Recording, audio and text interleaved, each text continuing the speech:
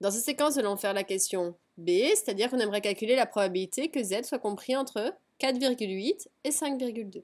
Donc faites une pause sur la vidéo, essayez de chercher tout seul, et venez voir si vous avez juste. Donc ici, deux manières de faire. Soit on détaille un tout petit peu, soit directement on utilise sa calculatrice si on sait faire. Pourquoi? Puisque Z, elle suit une loi normale. Donc ici, la calculatrice, vu qu'on n'a pas le table, elle va nous servir.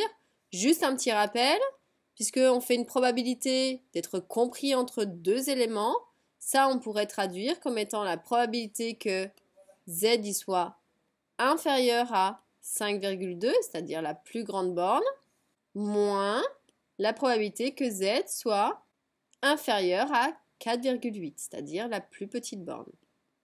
Ou alors, on utilise directement les commandes de sa calculatrice, donc c'est-à-dire qu'avec Casio, on va utiliser la commande NCD, et donc on mettra comme plus petite borne 4,8 et comme plus grande borne 5,2.